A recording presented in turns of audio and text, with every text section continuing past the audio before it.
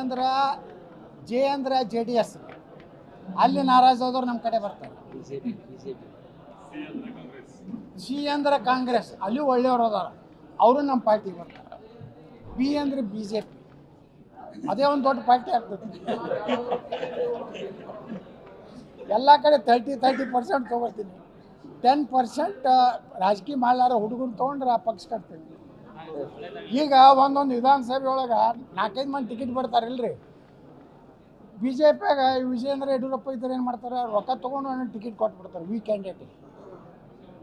ಅವಾಗ ಚಲೋ strong candidate ಇರ್ತಾನೊಬ್ಬ, ಅವ್ನು ತಂದು ನಿಂದಿರಿಸಿಬಿಡ್ತೀನಿ.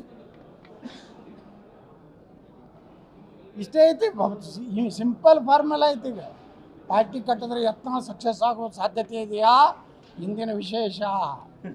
ನೀವು ಹೊಡಿತಿರ್ತೀರಿ, ಹೊಡ್ಕೊತ ನೀವೇನು ಹೊಡಿತೀರಿ? ಯತ್ನಾಳ್ ಏನು ಯಶಸ್ವಿ ಆಗಬಹುದಾ? ಸಂಜೆ 6 ಗಂಟೆಗೆ ನೋಡಿರಿ. ಅಟ್ರಾಗೆಲ್ಲ ಕಾಂಗ್ರೆಸ್ ಫೋನ್ ಬರ್ತೈತಿ, BJP ಫೋನ್ ಬರ್ತೈತಿ, JDS ಫೋನ್ ಬರ್ತೈತಿ. ನೋಡು ಬ್ರದರ್, ನೋಡೋಣ, ನೀವೇನು ದಯವಿಟ್ಟು ಯತ್ನಾಳ್ ಹೈಲೈಟ್ ಮಾಡ್ಲಿಕ್ಕೆ ಹೋಗ್ಬೇಡ್ರಿ. ನಮ್ಮ ಮನುಷ್ಯ ನಿಮ್ಮ ಕಡೆ ಬರ್ಲಾಕತ್ತಾನ. ಆಟೋ ತನ ಮತ್ತೆ ಇದು ಚೇಂಜ್ ಮಾಡ್ತಾರೆ ಸ್ಕ್ರಿಪ್ಟ್, ಹಿಂಗೆ ಸ್ಕ್ರಿಪ್ಟ್ ಚೇಂಜ್ ಮಾಡಿ